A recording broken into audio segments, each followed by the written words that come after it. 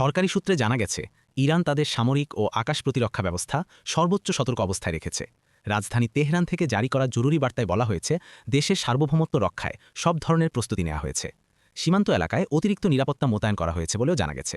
এদিকে আন্তর্জাতিক কূটনৈতিক অঙ্গনে তৎপরতা বেড়েছে। যুক্তরাষ্ট্র জানিয়েছে তারা পরিস্থিতি নিবিড়ভাবে পর্যবেক্ষণ করছে এবং উত্তেজনা কমাতে সরাসরি ও পরোক্ষ কূটনৈতিক যোগাযোগ চালিয়ে যাচ্ছে। মার্কিন কর্মকর্তারা বলছেন সামরিক সমাধানের চেয়ে আলোচনাই একমাত্র পথ। বিশ্ব নেতাদের মধ্যে উদ্বেগ ছড়িয়ে পড়েছে। জাতিসংঘ জরুরি বৈঠকের প্রস্তুতি নিচ্ছে বলে কূটনৈতিক সূত্রে জানা গেছে। সংস্থাটি সব পক্ষকে সংযম প্রদর্শন এবং তাৎক্ষণিক সংলাপে বসার আহ্বান জানিয়েছে। জাতিসংঘের সতর্কবার্তায় বলা হয়েছে সংঘাত ছড়িয়ে পড়লে পুরো অঞ্চলের স্থিতিশীলতা হুমকির মুখে পড়তে পারে। অর্থনৈতিক বিশ্লেষকরা বলছেন এই উত্তেজনার সরাসরি প্রভাব পড়তে পারে বৈশ্বিক তেলের বাজারে। ইতোমধ্যে আন্তর্জাতিক বাজারে তেলের দামে অস্থিরতার ইঙ্গিত দেখা যাচ্ছে। জ্বালানি নির্ভর দেশগুলো পরিস্থিতি নিয়ে সতর্ক অবস্থানে রয়েছে। অন্যদিকে সাধারণ মানুষের মধ্যে উদ্বেগ বাড়ছে।